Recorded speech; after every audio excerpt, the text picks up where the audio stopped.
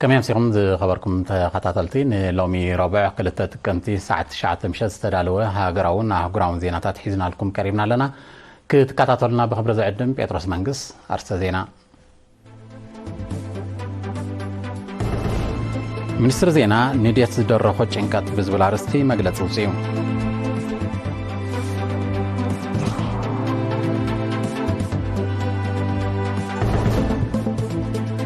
عبد زواجاش باركات صلاة توريزم نمدنفع ترى محبر وهابت أقول بلوت كعزز تساوي قريبون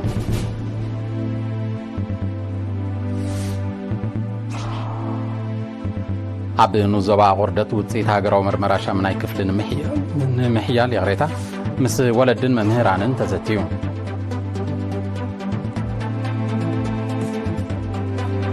چاينا بغداي وسه قرص تاو بإلكتريك زنقساقسات تشكركرتا كندا كسيسا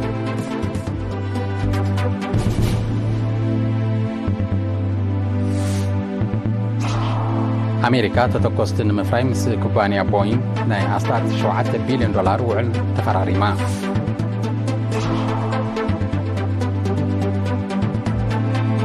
عبد الفلبينز حموشتنت بتشاع دايركتور زعاقون من كفكات المدري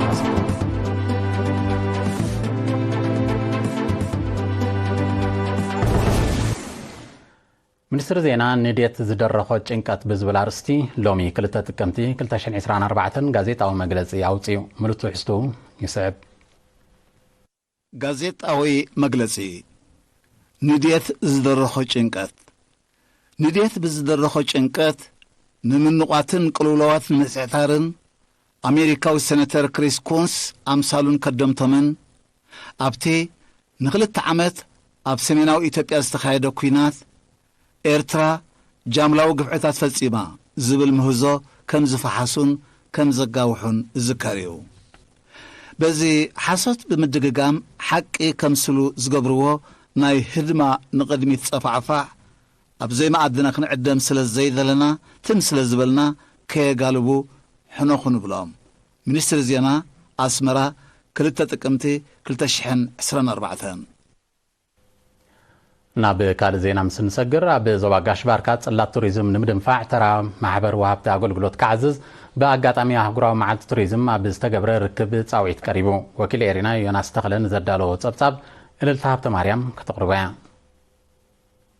اب زواجاش باركات صلات توريزم بحفشه زي بيتاو توريزم دما بفلاي نمدنفع ابز كايت صعري محبر وهابت اغلغلوت عتب صعر كايد باغاطامي احغراو مع توريزم ب 29 مسكرم ابارونتو اب استغبر ركب صاويت قريبو ابت بمتحبار كفل توريزم زبان محبر وهابت اغلغلوت توريزم مستودب مدب وانا دايركتور كفل توريزم زواجاش باركا كولونيل حمد يوسف وهابت اغلغلوت ام نغراو اقربوت طراي كيتدرتا ባህልን ክብርታትን ሕብረተሰብ ዘንጸባርቕ እንግዶት ብምግባርን ጸጋታት ከባቢን ብምልላይን እጃመን ከበርክታ ከም ዝግባእ ኣገንዚቦም ወሃብቲ ኣገልግሎት ትካላት ኣብ ማሕበር ተጠርኒፈን ዘለዎም ቡድሆታት ንምፍታሕ ብውህደት ክሰርሓ ዘዘኻኸረ ኣቦ ወንበር ማሕበር ወሃብቲ ኣገልግሎት ትካላት ቱሪዝም ኣብቲ ዞባ ኣቶ ፍረዝጊ ገብረ ገርግሽ ዘቢታዊ ቱሪዝም ዝምዕብለሉ ባይታ ንምጥጣሕ ናይ ስልጠናን ጎስጓስን መደባት ከም ዝውደብ ኣረጋጊጾም ኣብ ክፍሊ ቱሪዝም ሓላፊ ጨንፈር መጽናዕትን ምክትታልን ጸጋታት ኣቶ ስምረት ገብረ መድህን ድማ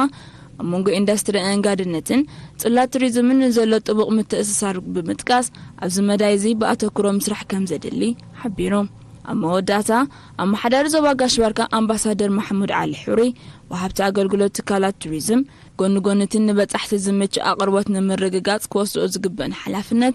ستتان رقاتن كبابي أمو حسبن أبو كتوك قبرا أنسخاقينو بيت صحفت تمرتنو زبا غردت وتصيت تمهارو اب هاجراو مرمراشا مناي كفلن محيال ب 29 مسكرم مس ولدن ممهران زتيو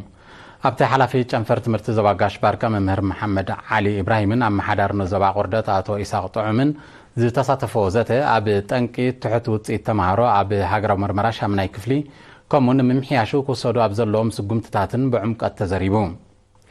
ممر محمد علي إبراهيم أبي زسمعو قال لما عمت بنوزبا غردت ترأي زلو متراف تمارو شامناي كفلي بآقا كإرم سلزقبات تنكو بقبو تلاليوم مفتحي من داي علامة ناي تزاتا كم زقانا بمحبار ترى حبرة تصبحة فشان ناي ولد ما بغاندو كعزز صويعون ወለድን መምህራንን ኣብ ዝሃቦ ርእቶ ነዞም ካብ መዛኖም ዝተረፉ ተማሃሮ ንበይኖም ፈሊኻ ጽዑቕ ሓገዝ እናገበርካ ኣብቲ ዝድለ ደረጃ ንምብጽሖም ዝተሓስበ መደብ ኣገዳሲ ምዃኑ ብምጥቃስ ብወገኖም ኣበርቲዖም ከም ዝሰርሑ ኣረጋጊጾም ኣብ መወዳእታ መሓዳር ዞባ ቁርደት ኣቶ ኢሳቅ ጥዑም ሃገር እትጠልቦ ብቑዕን ኣፍራይን ዜጋ ንምህናፅ ውላድካ ናብ ትምህርቲ ምልኣኽ ጥራይ ዘይኮነ ግቡእ ምክታል ምግባር እውን ከም ዘድሊ ኣገንዚቡ ኣብ ዓዲ ቀይሕ ወከልቲ ምምሕዳራት ከባቢ ማእለውያ ተኾንዳዕ ሃዳሙ ሕሽመለ ዕናቡርን ሓይነባን ከምኡን ኣካላት መንግስትን ሃገራውያን ማሕበራትን ዝተሳተፍዎ ኣብ ኣገዳስነት ምሕያል ውዳበታትን ምሕደራ ጸጋታትን ዘተኮረ ሰሚናር ተዋሂቡ ጸሓፊት ህግደፍ ዞባ ደቡብ ወይዘሮ ኣመተ ንጉሰ ምኹስኳስን ምስራፅን ሕብረተሰባውን ሰውራውን ክብርታት ልዑል ኣድህቦ ክወሃቦ ከምኡን ቀዳምነታት መደባት ልምዓትን ተሳትፎኮምን ዘነፅር ሰፊሕ መግለፂ ሂባ ኣብቲ ኣጋጣሚ ንኣተሓዛ ንብረትን ገንዘብን ዝምልከት ኣስተምሮ ንስራሕተኛታት መንግስቲ ከም ተዋህቦ ወኪል ኤሪና ሓቢሩ ኣመሓዳር ዞባ ዓዲ ቀይሕ ኣቶ ሃብታይ ተስፋ ዝግብ ወገኑ ንኣገዳስነትን እዋናውነትን ናይቲ ሰሚናር ብምጥቃስ ኩሉ ስራሕተኛ መንግስቲ ኣብ ኣተሓዛ ኣብ ከባቢ ዝርከብ ጸጋታት ብሓፈሻ ንብረትን ገንዘብን ድማ ብፍላይ ጥንቁቕን ንቑሕን ክኸውን ኣተሓሳሲቡ ተሳተፍቲ ብወገኖም ተመሳሳሊ ኣስተምሮታትን ጎስጓሳትን ክሕይል ኣብ ኣተሓዛ ገንዘብን ንብረትን ድማ ወቕታዊ ኦዲት ክግበር ተላብዮም ኣብ ኑዞባ ኮሌጅ ምስ ዝነበረ ሰናይ ክራማት ክኽሰት ዝኽእል ሕማም ዓሶን ማይ ወለድ ሕማማትን ንምክልኻል ህዝብን ሰራሕተኛታት መንግስትን ሰፊሕ ወፈራታት የካይዱ ኣለዉ እቲ ብማሽነሪ ዝተደገፈ ኣብ ምድፋን መራብሒ ጣንጡን ምውሓስ ከባቢያዊ ጽሬትን ዘተኮረ ስራሕ ብጽቡቕ ይቕጽል ከም ዘሎ ዝሓበረ ሓላፊ ኣከባቢያዊ ጥዕና ኣቶ ሚካኤል ገብሪ ህይወት ከም ውጽኢቱ ኣብ ወርሒ ነሓሰ ኣስታት 1200 ዝነበረ ቁጽሪ መልከፍቲን ኣብ መፋርቕ ወርሒ መስከረም ናብ 400 ከም ዝወረደ ኣረዲዩ ብዘይካዚ ኣብ ኣባይቲ ጸረ ጣንጡ መድሃኒት ከም ተነጽገን ኣስታት 54,000 ናምስያ ንህዝቢ ከም ተዓደለን ገሊጹ ኣብ ኑዞባ ኮሌጅ ሓደ ኮማዊ ሆስፒታል ሓደ ማእከል ጥዕናን 7 መደበራት ጥዕናን ከምኡውን ሕማም ዓሶን ንምግታእ ዝነጥፉ 50 ወከልቲ ጥዕናን 4 ኣጋር ሓካይምን ኣለዉ ዝኸበርኩም ተኸታተልቲ ዝስዕብ ኣህጉራዊ ዜናታት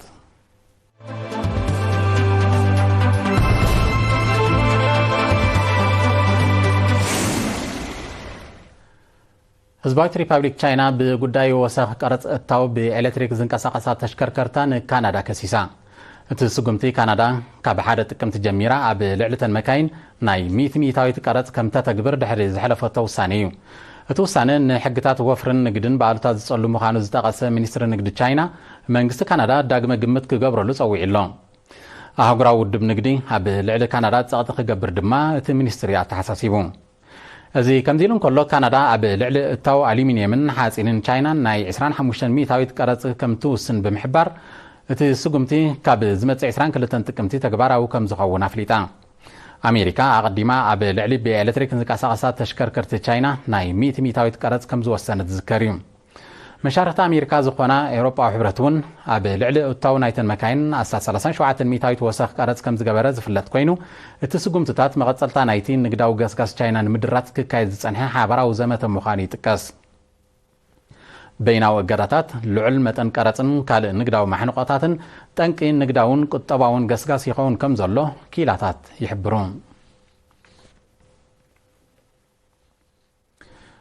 ኣሜሪካ ተተኮስቲ ንምፍራይ ምስ ኩባንያ ቦይንግ ናይ ኣስታት $7 ቢልዮን ውዕል ከም ተፈራረመት ገሊጻ እቲ መደብ ናብ ዩክሬን ጃፓንን ቡልጋርያን ወታደራዊ ንዋት ንምልኣኽ ምዃኑ ቤት ጽሕፈት ምክልኻል ኣሜሪካ ማለት ፔንታጎን ሓቢሩ ኣሎ ዝበዝሐ ካብቲ ክፈሪ ተመዲቡ ዘሎ ተተኮስቲ መኽዘን ነዳድን ኣጽዋርን ዝርከብዎም ቀወምቲ ትካላት ንምጥቃዕ ዘገልግል ምዃኑ እቲ ቤት ጽሕፈት ኣፍሊጡ ተግባራውነት ናይቲ ወታደራዊ ውዕል ክሳብ መወዳእታ 2035 ክዛዘም ትጽቢት ይግበር ኣሜሪካ ጂኦፖለቲካውን ቁጠባውን ረብሓታታ ንምውሓስ ምስ ዝተፈላለያ ሃገራትን ትካላትን እትገብሮ ዘላ ወታደራዊ ውዕላትን ምድጋፍን ጠንቂ ጸጥታዊ ቅልውላዊ ይኸውን ከም ዘሎ ጸብጻባት ይረዱ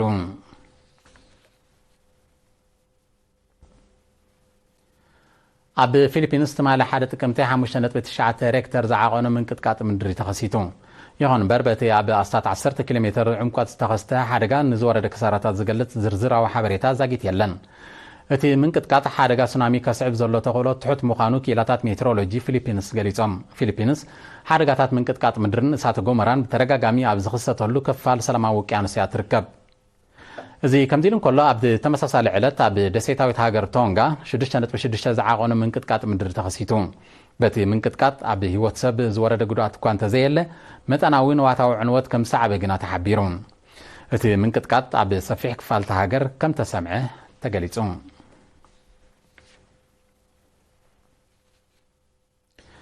ኢራን ብሓደ ጥቅምቲ ምሸት ልዕሊ 400 ሚሳይላት ናብ ዝተፈላለየ ከባቢታት እስራኤል ከም ዝተኮሰት ዝተፈላለያ ማዕከናት ዜና ኣቃሊሐን።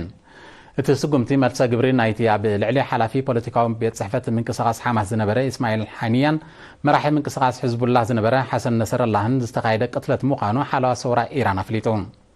እስራኤል ኣብ ልዕልቶም መራሕቲ ንዝፈጸመቶ ቅትለት መልሰ ግብሪ ከም ትህበሉ እያ ኢራን ክትገልጽ ጸኒሓ። ኣስታት 9 ሚታዊት ካብቲ ንትካላት ጸጥታን ሰራዊትን ዕላማ ዝገበረ ምንባሩ ዝተገለጸቶ ደብዳብ ዕላምኡ ከም ዝወቕዐ ዝጠቐሰት ኢራን ካብ እስራኤል መጥቃዕቲ ምስ ዝመጻ ዝሓየለ መልሰ ግብሪ ከም ትህበሉ ኣጠንቂቓላ። በቲ ኣብ ማእከላይን ደቡባውን ሸነኽ እስራኤል ዝዓለበ ሚሳይላት ኣብ ህይወት ሰብ ብዛዕባ ዝወረደ ጉዳት ዝገልጽ ሓበሬታ እኳ ዛጊት እንተዘየለ ኣብ ልዕሊ ክልተ ዓበይቲ መደበራት ሓይሊ ኣየር እስራኤልን ትካላት ማእከላት ስለያን ንዋታዊ ዕንወት ከም ሰዓበ ግና ብገለ ማዕከናት ዜና ይሕበር ኣሎ። ብሰንኪቲ መጥቃዕትታት እስራኤልን ዮርዳኖስን ትማሊ ሓደ ጥቅምቲ ምሸት ንውሱን ሰዓታት በረራታት ክውዝፋ ከም ተገደዳ ተፈሊጡ። እስራኤል ነቲ ደብዳቤ ዓጸፌታ ምላሽ ከም ትህበሉ ትገልጽ ስለ ዘላ ጸጥታዊ ኩነታት ማእከላይ ምብራቕ መሊሱ ከም ዝኸርር ብኣጉ ይእመት። ኢራን ኣብ ወርሒ ሚያዝያ ናይዚ ዓመት እዚ ኣብ ልዕሊ ዕላማታት እስራኤል መጥቃዕትታት ሚሳይል ኣካይዳ ምንባራ ዝዝከር እዩ። ካብ መወዳእታ 2023 ኣብ ወሸመጥ ቃዛ ደብዳብ ተካይድ ዘላ እስራኤል ኣብ ሊባኖስ እውን ብስርሒት ኣጋር ሰራዊት ዝተሰነየ ተመሳሳሊ መጥቃዕትታት ከም ዝጀመረት ይፍለጥ። ሩስያ ብጉዳይ ኒውክሌሳዊ ውዕል ምስ ኣሜሪካ ከም ዘይትዝቲ ብሓደ ጥቅምቲ ኣፍሊጣ። ክልቴና ሃገራት ዘለዎን ስትራቴጂካዊ ኒውክሌሳዊ ኣጽዋር ንምንካይ ዝኸተሞ ውዕል ኣብ 2026 ከም ዘብቅዕ ዝፍለጥ ኮይኑ ሩስያ ንምሕዳሱ መደብ ከም ዘይብላ ነጺራ። ኣሜሪካ ኣብ ኩናት ዩክሬን ትኽተሎ ብዘላ ወተሃደራዊ ፖሊሲ ሃገሩ ነቲ ውዕል ከተሐድሶ ከም ዘይትተባባዕ መንግስቲ ሩስያ ወቒሱ። ብሰንኪቲ ኣሜሪካ ትኽተሎ ዘላ ሓደገኛ ወተሃደራዊ ምንቅስቓስ ሩስያ ኣብ ተጠቃምነት ኒውክሌሳዊ ኣጽዋር ንዝጸንሓ ሰረተ እምነት ዳግመ ግምት ከም ትገብረሉ ምሕባራ ይፍለጥ። ኣሜሪካ ንዩክሬን እትገብሮ ዘላ ገዚፍ ወተሃደራዊ ደገፍ ምስ ሩስያ ኣብ ቀጥታዊ ወተሃደራዊ ረጽሚ ክእትዋ ከም ዝኽእል እዮም ወተሃደራውያን ክኢላታት ዘጠንቅቑ። ኣብ 1987 ኣብ መንጎ ኣሜሪካን ሩስያን ዝተበጽሐ ንምምዕባል ናይ ማእከላይ ርሕቀት ሚሳይል ዝገትእ ስምዕ ኣብ ዝሓለፈ ዓመት ከም ዝፈረሰ ጸብጻባት ይረዱ።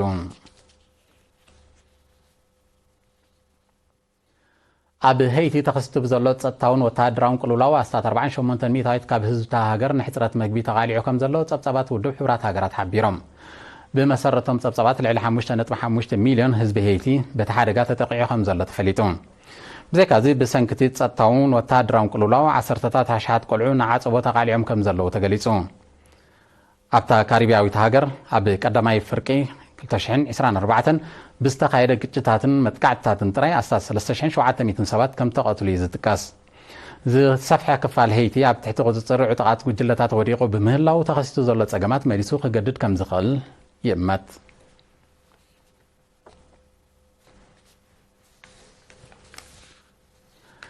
ዝኸበርኩም ተኸታተልቲ ዜና ንምፍጻም ኣርስታቱ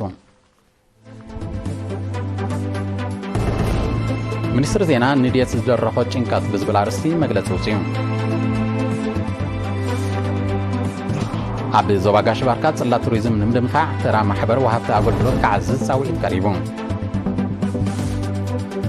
ኣብ ንዞባ ቁርደት ውፅኢት ሃገራዊ ምርመራ ሻምናይ ክፍሊ ንምሕያል ምስ ወለድን መምህራንን ተዘትዩ። ቻይና ብጉዳይ ወሰኽ ቀረፅ እታዊ ብኤሌክትሪክ ዝንቀሳቐሳ ተሽከርከርታ ንካናዳ ከሲሳ። ኣሜሪካ ተተኮስቲ ንምፍራይ ምስ ኩባንያ ቦይንግ ናይ ኣስታት $7 ቢልዮን ውዕል ተፈራሪማ። ኣብ ፊሊፒንስ 5.9 ሬክተር ዝዓቐኑ ምንቅጥቃጥ ምድሪ ተከሲቶም። ዝኸበርኩም ተኸታተልቲ ዜና ተፈጺሙ ምስ ተረፉ መደባትና ሰላም።